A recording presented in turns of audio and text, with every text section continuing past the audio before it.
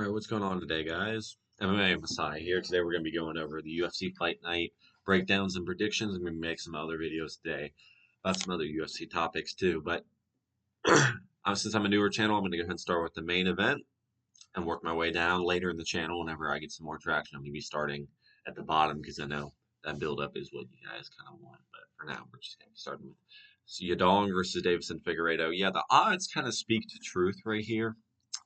If you look at the analysis, they're both coming off losses, but the difference is, if we look at Deiveson Figueiredo's record here, he's 1-4 of his last four. He's one win out of his last four.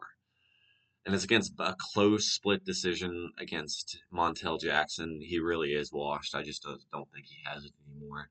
Song Yadong is an easy pick right here. If Figueiredo pulls it off, it'll be insane. I'm rooting for Figueiredo. I think that would be great. Because Song Yadong, truthfully, what has he really achieved in his career? What has he really achieved in his career besides losing to the top five? And this is going to be his first big win in the top 10. And I don't know how long, but Figueiredo's coming off, a few consecutive losses in the close split decision win. And he's getting finished. I think he got, Corey Sandhagen TKO'd him, but I think he got injured in that fight. And Song Yadong's coming off a very, very close fight that a lot of people were saying that Sean O'Malley probably robbed him. I watched the fight. I thought Sean won rounds 1 and 3, but Song Yadong was competitive. And yeah, Song Yadong's just getting a free one in China, I think. And Song Yadong I say Song Yadong takes it probably third, fourth round TKO. Song Yadong, he'll probably come out slow. He might not come out early because Song Yadong does gas. I'd say it could be UD because Song Yadong doesn't have a lot of dude, that's such a stupid fucking name. Song Yadong. Yadong doesn't have a lot of cardio. Like, he started gas out right away in round 3 against O'Malley after he was pushing the pace, but he just couldn't keep up in the third round, and that's a little concerning for my finishing ability for him. And I think the gym he trains out of, I think it's TJ Dillasaw's and what is it?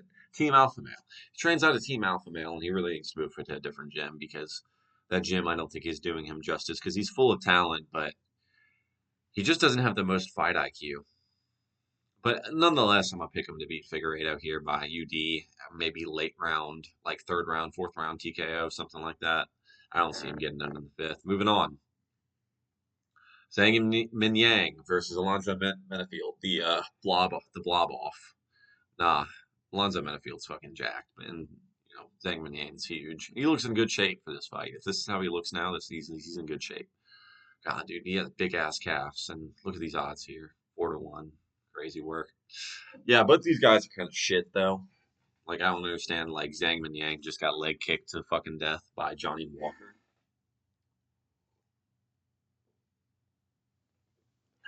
Orange juice is hitting different. And Alonzo Menafield's just like the top 15 merchant. Like, he's just hella mid everywhere. I've never seen an Alonzo Menafield fight, and I've been like, oh, I'm impressed. They're both coming off losses. But Zhang Minyang's a hot prospect off of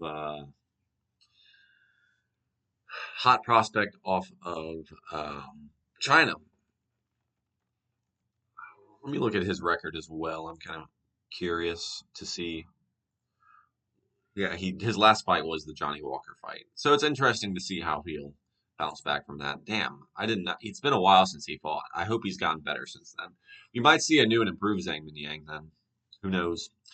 Light heavyweight, but Zhang Minyang takes it like second or third round TKO. So I'm going to say third round TKO. This is a pretty easy pick, too. I mean, look at these fucking odds. These don't play any dictation, but I mean, they do accurately represent what I think about the fight. And I say Zhang Minyang pretty easily takes it here. Alonzo Menafield is slow as fuck. He does have power, though. But it's more like thudding power. It's not like putting you to sleep power. He's jacked, but he's undersized for the division at the same time. Zhang Minyang's going to be way bigger in the cage. And if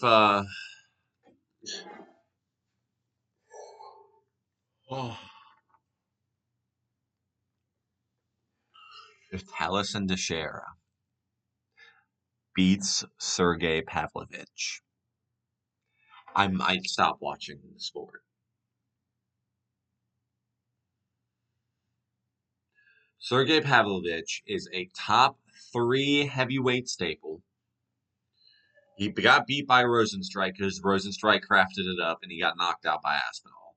He's been in decisions ever since then. Taliesin Teixeira got knocked out by Derek fucking Lewis, who got jabbed by Waldo Cortez Acosta and put to sleep, or just got put on his ass and gave up. Sergey Pavlovich should knock Taliesin Teixeira out in the first fucking round. But I don't know if he's gonna. He's gonna win either way. But he should knock him out in the first round. Second, no later. If he doesn't, then that's a bad look on fucking Pavlovich. Because Pavlovich needs to come in here to finish this fucking fight in the first round. And if he doesn't, it's gonna be a bad look. He needs to stop being so fucking timid and go back to the fucking killer that he was before Tom Aspinall took his fucking soul. Like, I get it, bro. You got slept by Tom Aspinall. Everyone's got to do it. Everyone's getting slept by Tom Aspinall, dog. Just fucking take it on the chin and move forward. You know what I mean? I think he's coming off 2 or 3 wins now, so he's building momentum. Hopefully, he can get back in the groove and start knocking fucking people out again instead of going to a 30-27 decision. Pavlovich, he has no power. Please, just knock him out. He's not gonna out wrestle you. He sucks. Look at this. Look at him. Look at him. He's built like a fucking spider because he's got like the. He's so shit. He's so fucking shit. He's so shit, dude. Please just beat him, Pavlovich. Please just knock him the fuck out. Kai Asakura is given a layup here. Yeah, I mean, we're going to see some entertaining fights here. We're going to see some pretty entertaining fights here because, I mean, Kai Asakura might not be that good. That's the thing. He might be like Patchy Mix and just be completely dog shit in the UFC, and we just don't know it yet. But he hasn't looked, awful.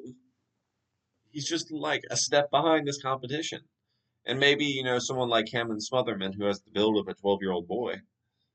That's mean to say. I shouldn't say that. He's pretty in good shape. It's just his posture's a little fucked up. I don't know. That's mean to say though. So I won't say that. But Kai Asakura has more fights than him, even though they're not in the UFC. He's probably a better pure striker, but Kai Asakura needs to come in. Yeah, he needs to come out aggressive and see if he can land some shots in the cage because he hasn't landed any big shots in the cage. He almost landed some shit against. Why the fuck are their weights so big? Why the fuck are the weights so big on like? I don't know. Fucking UFC website. God damn it, throwing me the hell off. Kai Asakura should take this. If he doesn't, cut him from the UFC. Simple as that. If he's any good, he'll take him to like. If he's any good, and takes him to like the second round or third round, I could see him TKOing. But if he takes him to the decision, that's still highly suspect because he should be finishing Cameron Smotherman if he's any good whatsoever. Cameron Smotherman's not terrible, but this level of striker that Kai Asakura supposedly is, should knock him out. But it's just all hype and bullshit anyway. So who fucking knows? Jake Matthews, dude, this card's easy as fuck to kind of pick. Like there are a few sleepers here and there on picks, but like look at these odds on all these main card fights: 390 to 300, 280 to 225. You know what I mean? 600 to 450 on the main event, 600 to 450 on the featured fight. Crazy odds. It just like fight nights like this are kind of easy to pick. I'm gonna say some shit like that and get them all wrong. Watch. I will be raging. I will be making a video of Sergey Pavlovich loses to fucking Taliesin Teixeira, dude. That would be an absolute fucking travesty. Jake Matthews versus Carlston Harris. Jake Matthews is a really good boxer. Carlston, retarded ass fucking name. Carlston Harris. Damn, that dude shredded though. I will say that. Yeah, they're both good, but Carlston Harris is just a step behind. I believe Jake Matthews has better fundamental boxing, good takedown defense. They're both coming off losses. However, I like Jake Matthews' performance. He's more of a fighter. Carlston Harris. Let's take a look at Carlston Harris's record. Carlston Harris.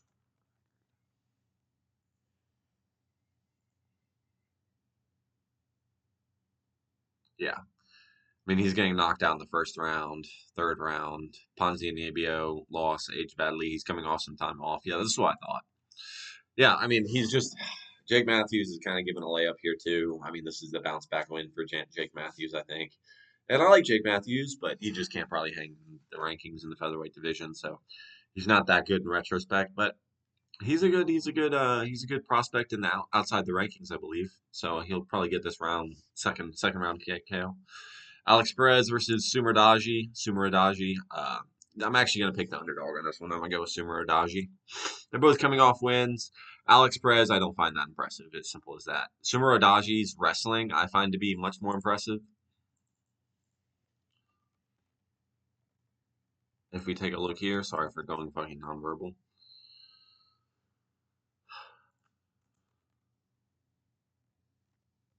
Sorry for going quiet, guys. I'm just locked in a little bit. I mean, decision over Jesus. Jesus Aguilar is a good win.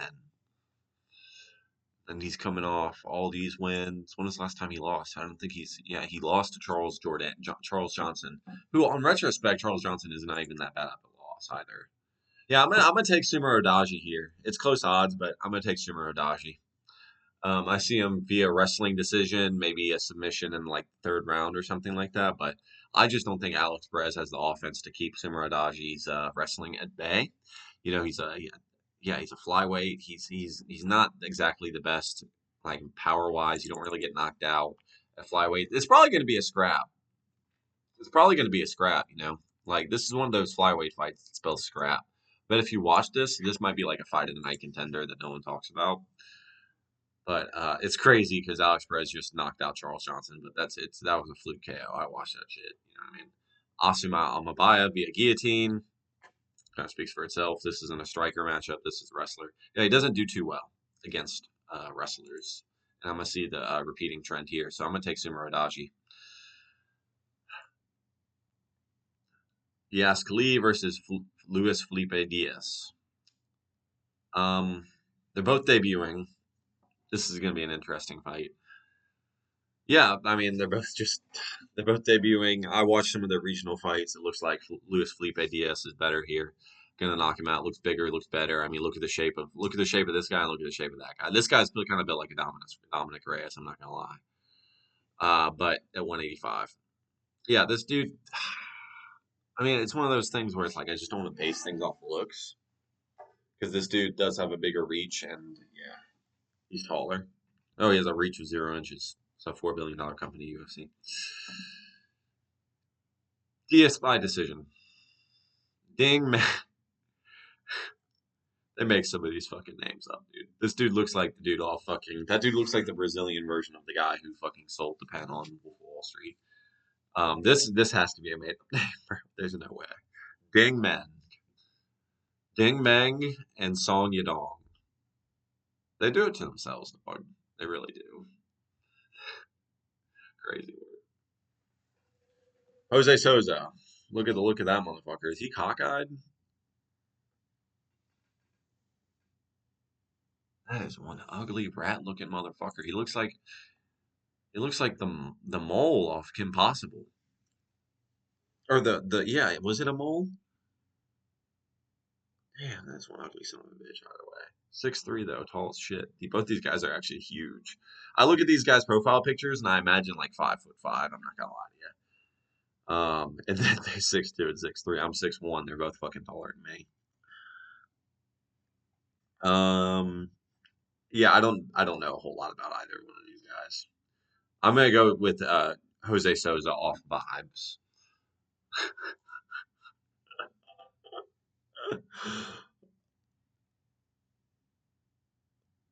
I don't even Arquilang, Aro Eric Lang versus Cody Hatton. No, but this is such a toss up though. Yeah, look at the odds. I didn't even notice that. Cody Hatton's coming off like a year or two layoff. Cody Hatton's boxing's crisp as fuck. I think he's going to be actually a pretty good contender. I see him being ranked in the future. Cody Hatton's going to probably knock this guy out in the second round. I would say first, but he's coming off a big layoff. He's probably going to feel out that first round. See what this Chinese motherfucker's got for him, and then like TKO against the fence maybe, or like a big straight right that backs him up against the fence, and then Kind of hits him with a JDM boxing combination. Knocks him out in the second round. Early second round, too. Ray Tsura versus Louis Garul. Louis Garul just recently came off a win on the last card, actually. He had a decent performance. I think that was one of the Fight Night contenders. And he had a fight of the night, so good for him, but he's going to get out wrestled and wrestle fucked by Ray Tsura. It looks like a goddamn. Ray Tsuruya. Ray Tsuruya. That's how I'm trying to say it. Damn, my bad. It's kind of early where I live. Ray Tsuruya.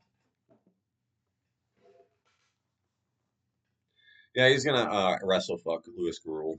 There's no question in my mind. I mean, you can just tell from the eye test. You can tell from the eye test, as Lucas Tracy would say.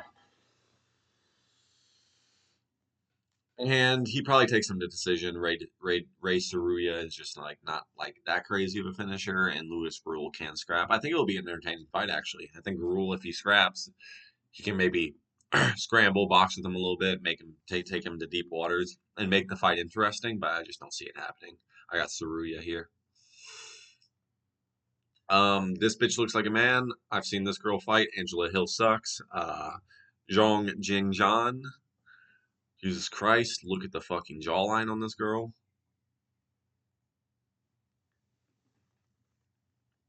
That is a man. That is not a woman. That is all I'm going to say. I'm going with the man to win this fight. Uh, we got Cheeto Vera's little brother. Come on.